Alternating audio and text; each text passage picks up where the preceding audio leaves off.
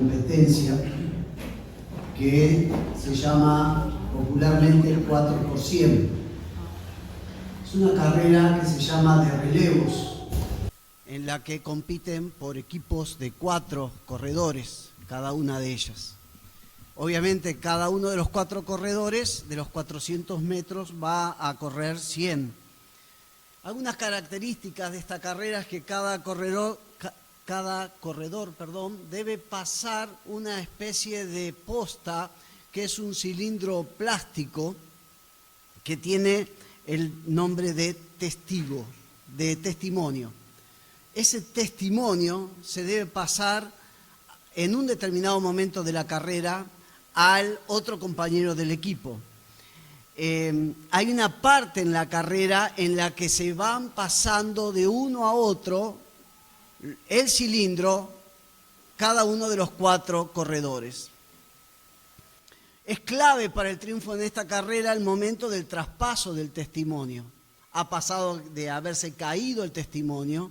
Hay carreras en que el traspaso ha traído mucho tiempo demorado y ha perdido el equipo, o sea que es clave el momento del traspaso.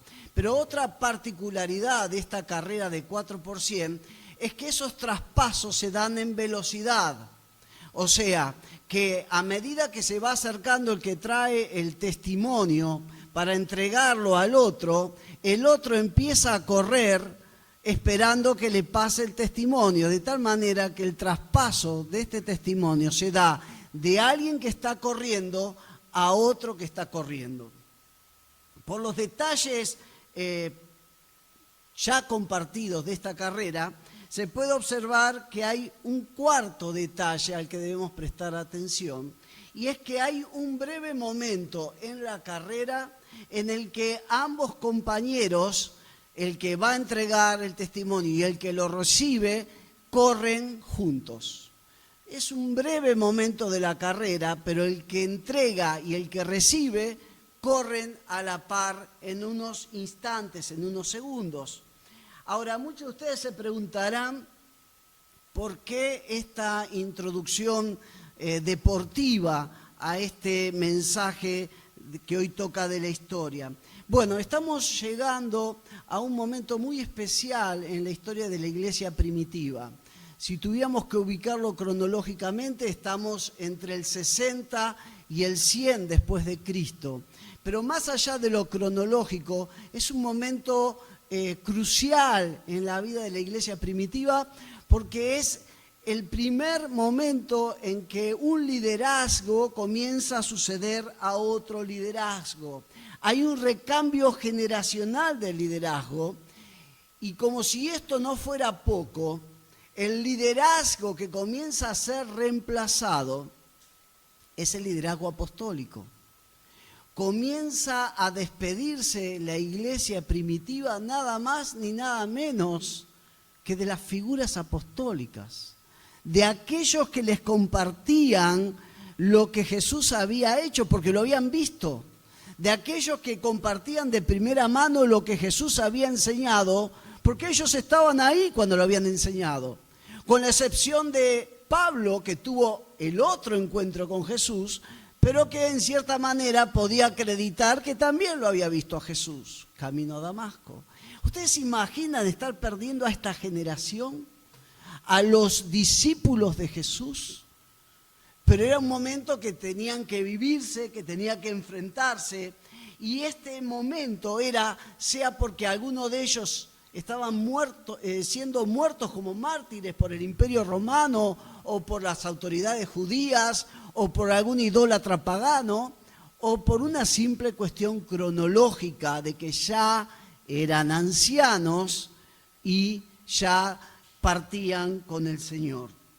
No podemos, repito, subestimar el fuerte impacto que debe haber producido en aquella iglesia primitiva ir perdiendo a sus líderes y referentes apostólicos y experimentar por primera vez qué era esa sucesión en una nueva camada de líderes que iba de a poco a tomar las riendas de esa iglesia naciente. Por lo tanto, si la marcha del cristianismo pudiera verse como una gran carrera de relevos, estamos en el momento crucial en el que el primero de los corredores está entregando el testimonio al que va a correr en su lugar. ¿Cómo hacer entonces para entregar y para recibir en forma exitosa ese testimonio de tal manera de completar la carrera? Porque aunque a ustedes quizás no lo hayan pensado de esta manera, en algún momento en sus vidas, ustedes y yo también vamos a ser protagonistas de un recambio generacional. En algún momento algunos han recibido el testimonio, que es un ministerio, que es un lugar, y otros lo han entregado. Pero para que eso sea exitoso, hay que cumplir ciertas claves bíblicas para que esto sea así. ¿Y quién mejor sino el apóstol Pablo para explicarnos un poquito cómo es esto de pasar o recibir el testimonio? ¿Qué tipos de testimonios son los que hay que pasar? Bueno, fíjense lo que dice 2 de Timoteo capítulo 1, porque me acuerdo de la fe sincera que tienes. Primero la tuvieron tu abuela Loida y tu madre Eunice, y estoy seguro de que tú también la tienes. Este primer tipo de testimonio es el testimonio ni más ni menos que de la fe en Dios. Hermanos, en algún momento usted ha recibido la fe por haber conocido a determinadas personas que le hablaron de Cristo. Pero no solamente porque le hablaron de Cristo usted recibió ese testimonio de la fe, sino porque vio fe también en esas personas. Por eso, aunque la palabra de Dios aclara en Romanos 10:17 que la fe viene por el oír y el oír la palabra de Dios, y Efesios 2:8 también es muy claro para dejarnos en claro que la fe que nosotros disfrutamos también es regalo de Dios, es don de Dios, no por obras, dice, para que nadie se gloríe.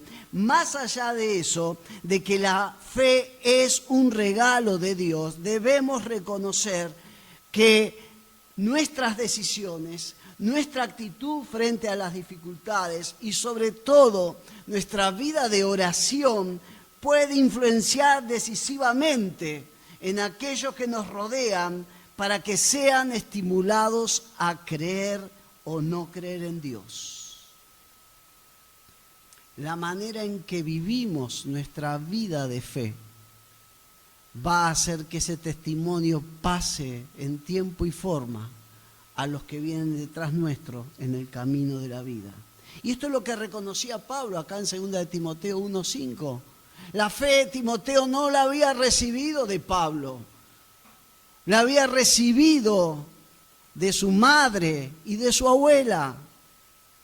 Y esto es importante porque a veces cuando una familia está en problemas, se acusa a la iglesia de los problemas que hay a veces con los hijos, y lamento decirle que los primeros responsables en la fe de los hijos nuestros somos nosotros.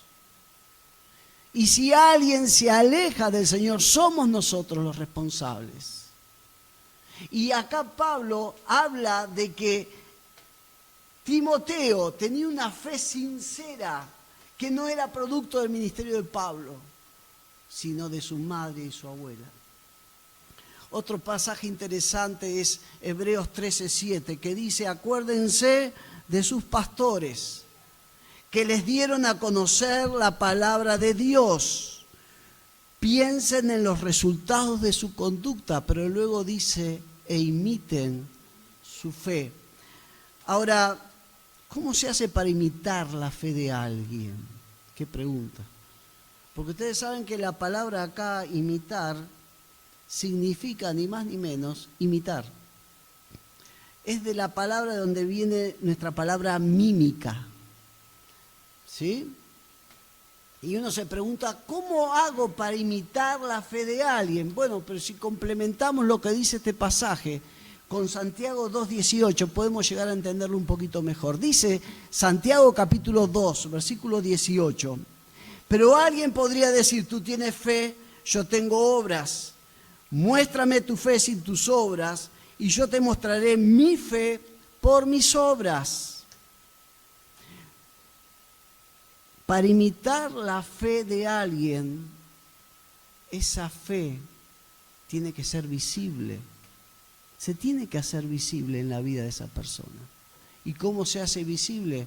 En decisiones de fe, en actitudes de fe, en cómo se enfrenta en fe los problemas, en cómo se enfrentan en fe la vida, las prioridades de la vida. Todo eso habla de obras de fe. Usted puede decir que cree en Dios, yo también lo puedo decir, pero si en mi agenda semanal o diaria Dios está en 7º, 8º lugar, y no voy a estar transmitiendo mucha fe que se puede imitar. Entonces, la pregunta es, ¿estamos teniendo una vida con acciones o decisiones que pueden explicarse por nuestra fe en Dios?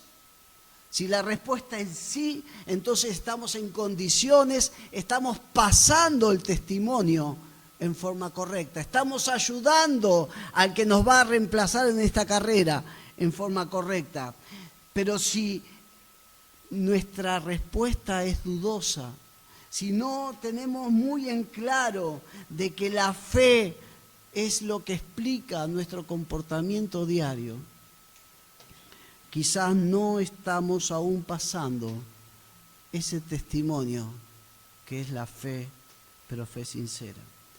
En estos escritos últimos del apóstol Pablo, ustedes saben que Timoteo sería aparentemente el último de todos, pero en estos últimos escritos aparece en forma reiterada una carga especial que tenía el apóstol Pablo por otro tipo de testimonio, aparte del de la fe.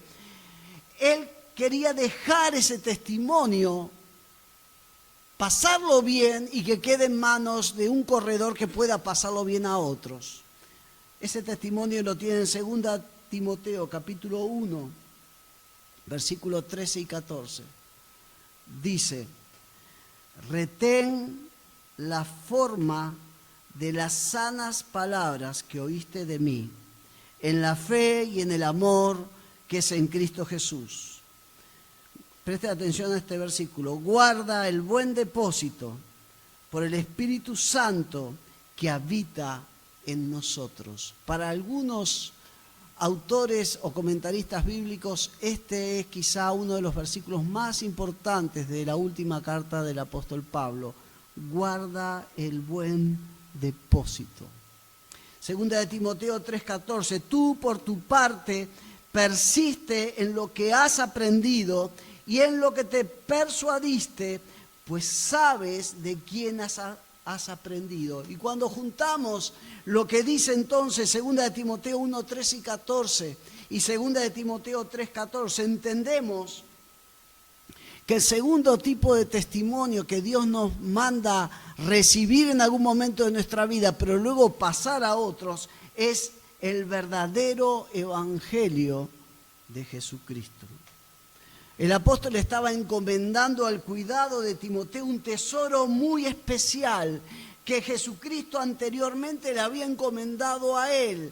Eran, como le dicen algunos, parecían las joyas de la abuela, que había que cuidar, que con la vida misma se iba a vender cualquier cosa menos esas joyas, porque eran parte del legado de esa familia. Pablo entendió que esto Jesús mismo se lo había encomendado a él. Y él con mucha carga en su corazón se le encomienda a Timoteo para que cuide de él, para que no lo distorsione y para que tenga mucho cuidado en aquellos a quienes él se los va a pasar.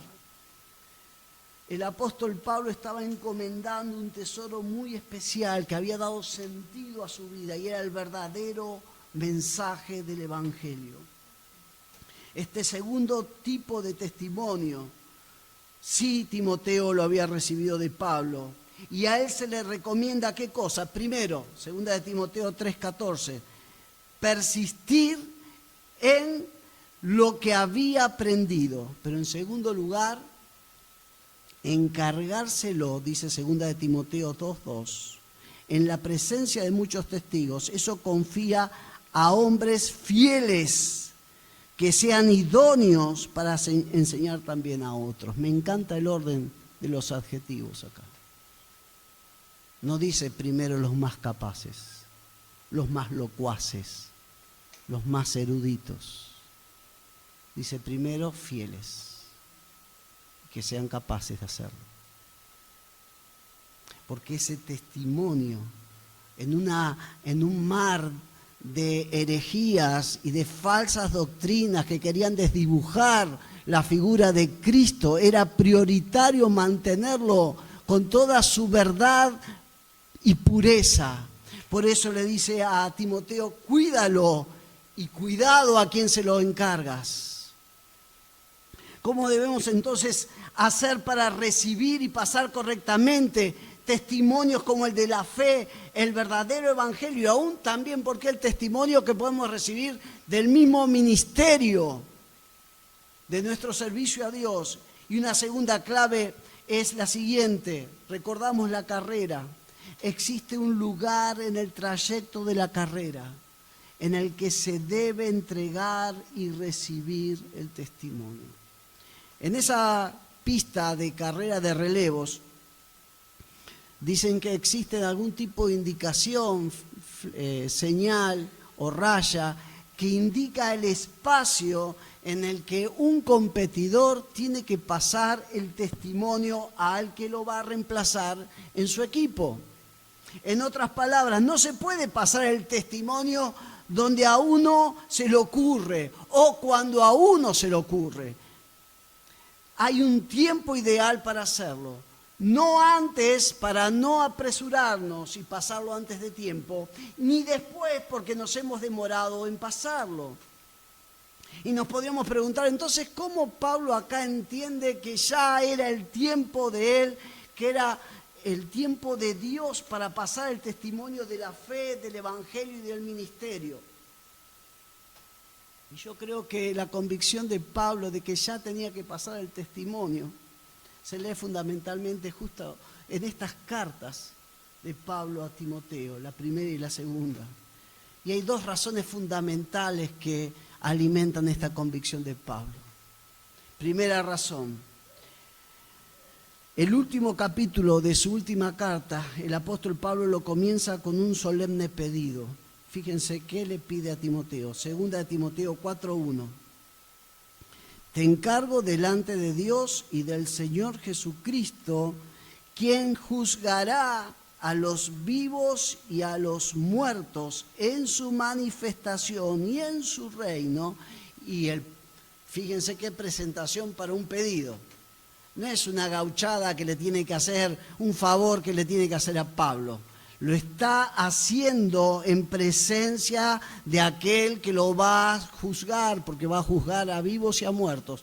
Con mucha solemnidad lo hace. ¿Y cuál es el pedido concreto? Bueno, el pedido, luego en su casa lo puede leer, es el 2 y el 5, los versículos 2 y 5 de este capítulo 4, y habla de su labor como evangelista, el predicar la palabra. Pero a lo que quiero remitirme es el principal fundamento, razón para este encargo a Timoteo.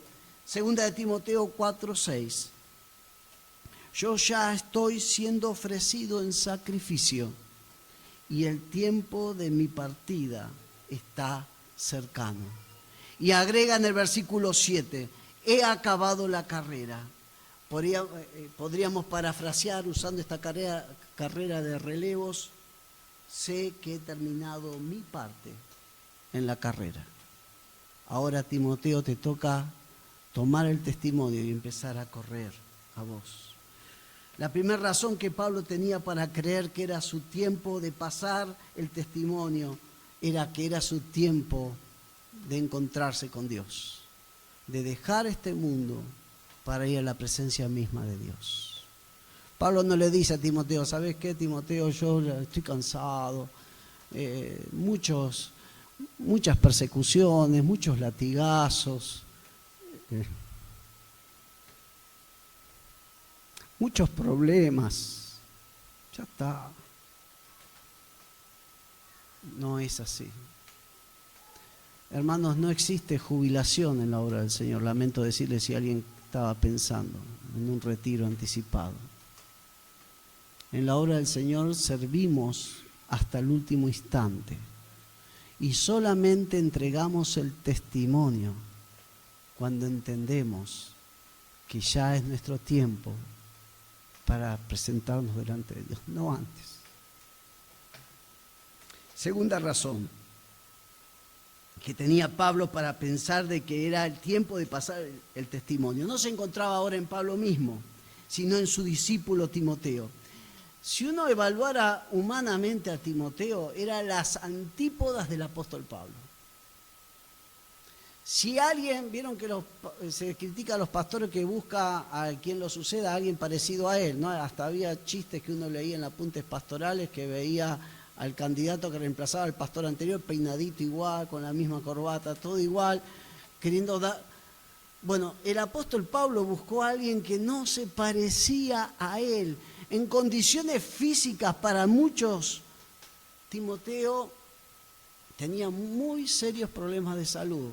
1 Timoteo 5:23, por favor no interpreten mal el texto. No bebas agua solamente, deberías tomar un poco de vino.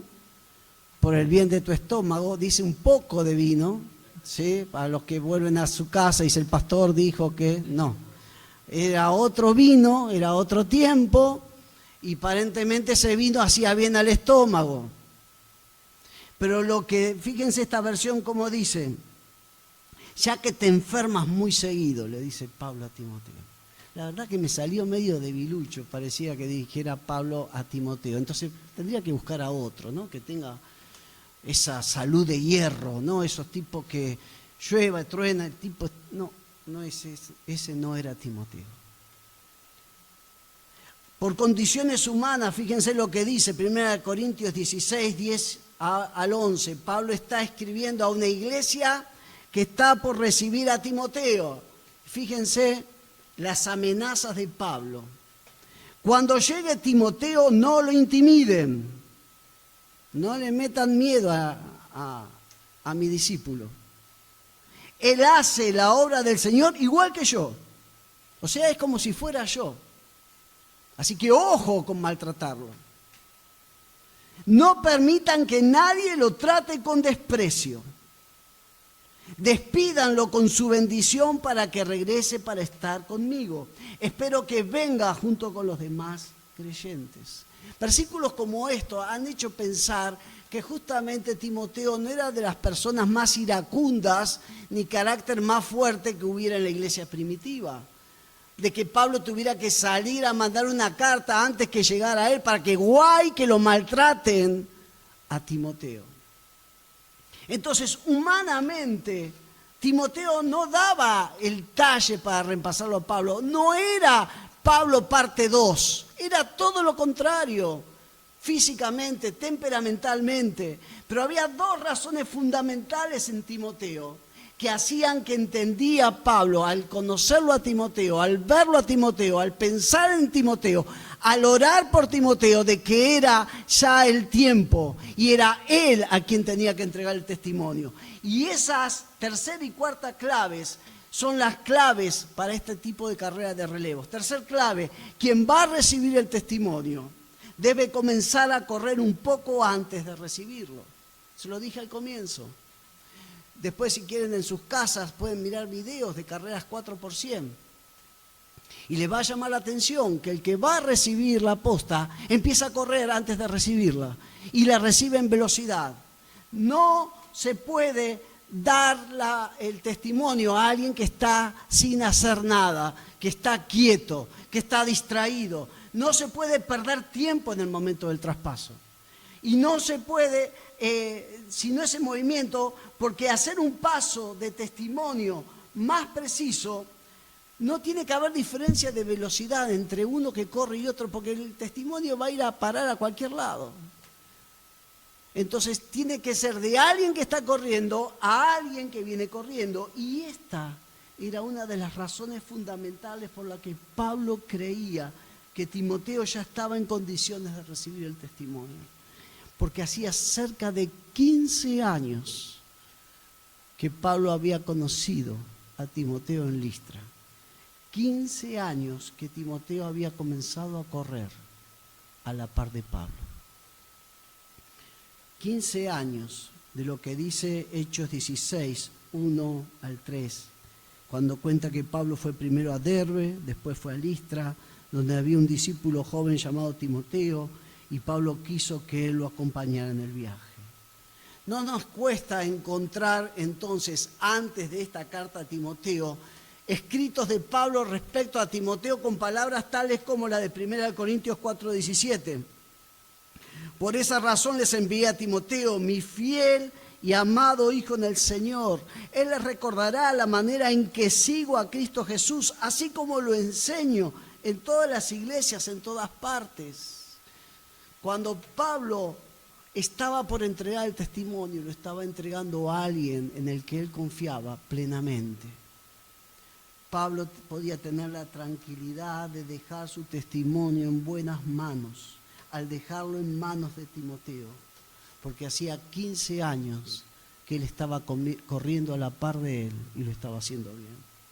Pero quizá la razón principal por la que Pablo creía que Timoteo ya estaba en condiciones de recibir el testimonio y reemplazarlo en la carrera, nos la da 2 Timoteo 3, 10 y 11, que dice: tú en cambio has seguido de cerca mi enseñanza. Escuchen lo que ha seguido de cerca Timoteo.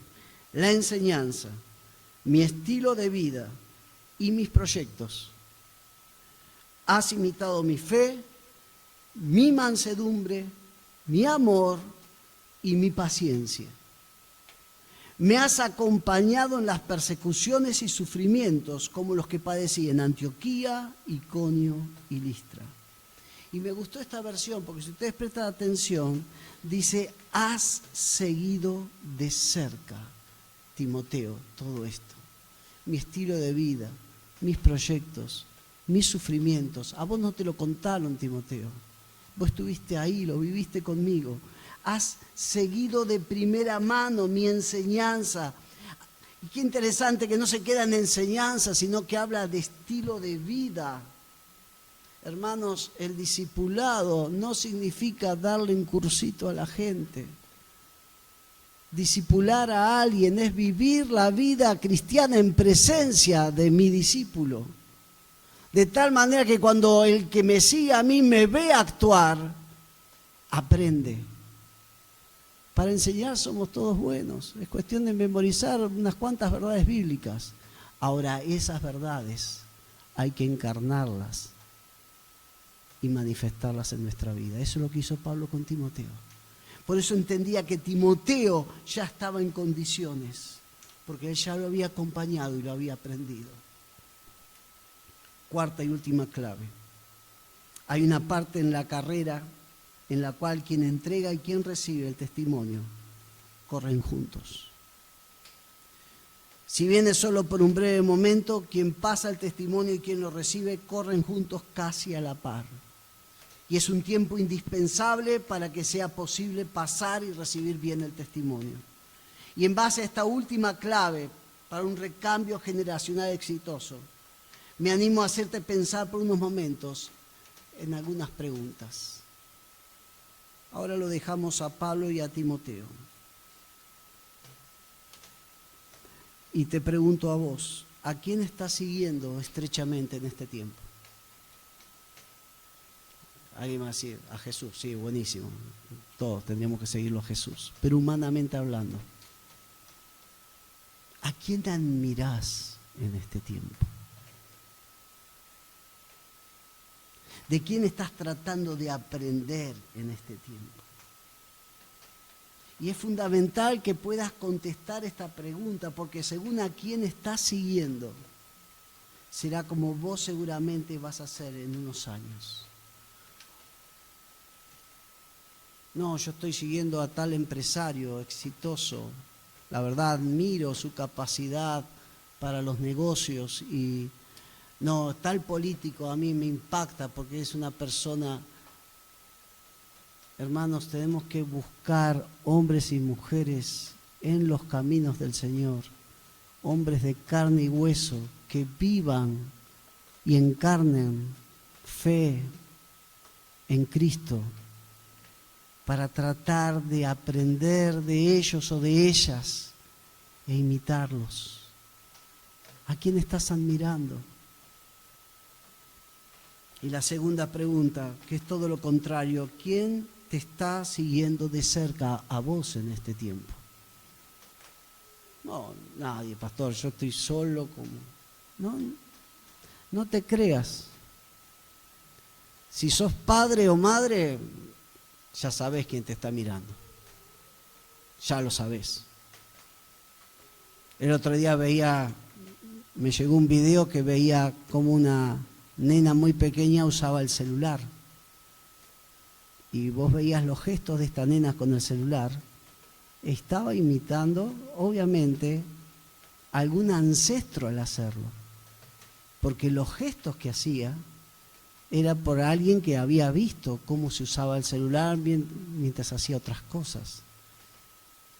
Hay alguien, un hijo, una hija, un nieto, una nieta, que aunque no te des cuenta, te está siguiendo de cerca. Quizás es un hermano nuevo en los caminos del Señor que te está observando, algún discípulo. Y como seguro hay alguien, por más que me digas que no, como seguro hay alguien que te está observando, puede ser un compañero o compañera de trabajo también, para ver cómo vivís tu vida cristiana.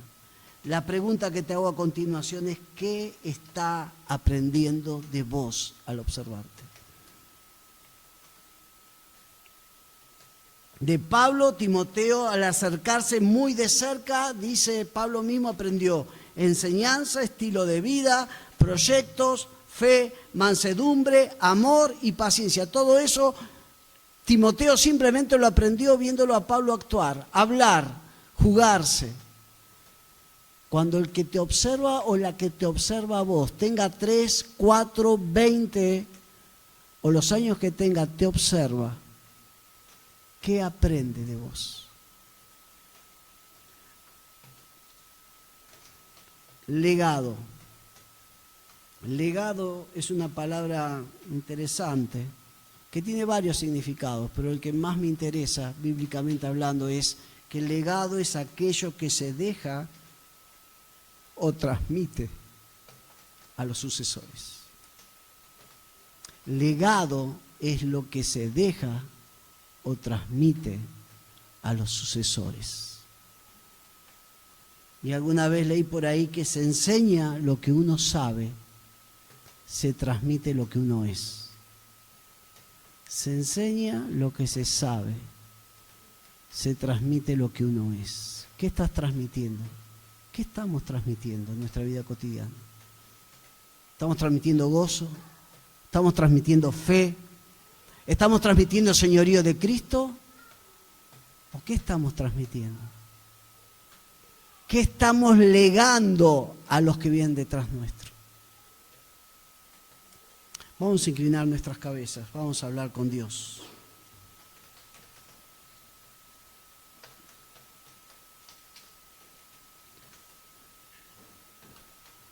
El recambio generacional fue real en la iglesia primitiva y va a ser real en la obra del Señor hasta que el Señor venga. Hombres y mujeres que corren su carrera de la fe hasta cierto punto en que entregan ese testimonio a los que van a reemplazarlo.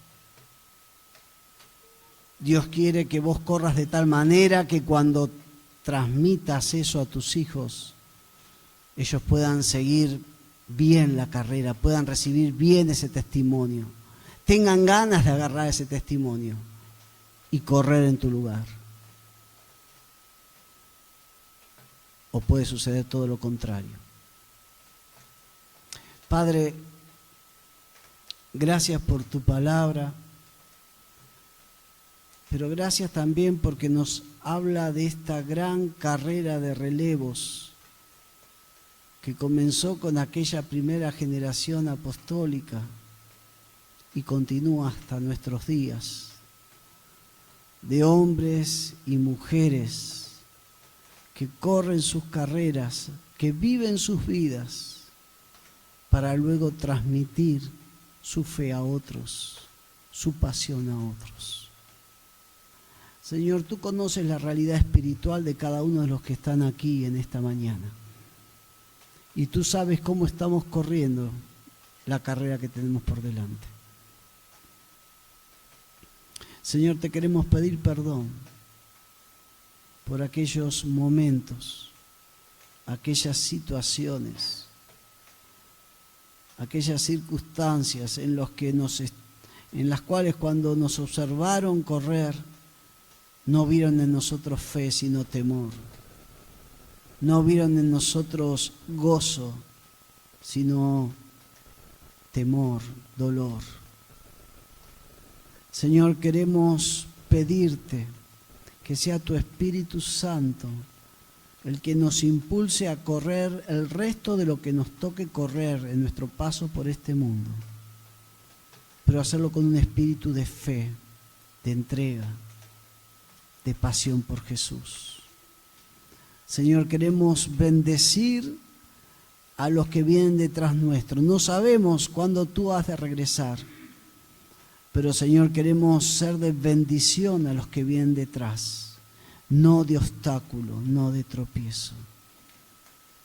En el nombre de Jesús te lo pedimos. Mientras seguimos con nuestra cabeza inclinada y nuestros ojos cerrados orando al Señor, quizás en medio nuestro hay personas que no pueden pasar fe a otros porque nunca invitaron a Dios por medio de la fe a entrar en sus vidas. Nunca le entregaron su vida a Dios. Por eso ahora, si hay aquí en este lugar alguna persona que quiere invitar a Dios a entrar a su vida para cambiar su vida y transformarla, este es el momento de hacerlo. Este es el momento de empezar a vivir una vida de fe. ¿Cómo se hace? Muy sencillo, invitando a Dios a entrar a nuestras vidas, confesando la obra de Jesús en la cruz y reconociendo nuestros pecados. Si alguien en esta mañana lo quiere hacer, yo lo animo a que me acompañe en una oración muy sencilla que dice así: Padre Dios, te pido perdón por mis pecados, por todo aquello en mí que no te ha agradado. Confieso que Jesucristo en la cruz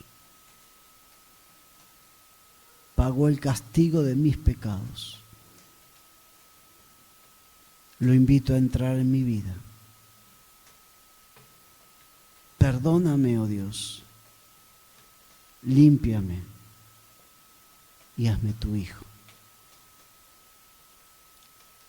Te lo pido en el nombre de Jesús. Amén. Un instante más, ya estamos finalizando. Un instante más con su cabeza inclinada y sus ojos cerrados. Si hay alguien que por primera vez ha hecho esta oración, Dios la ha contestado esa oración.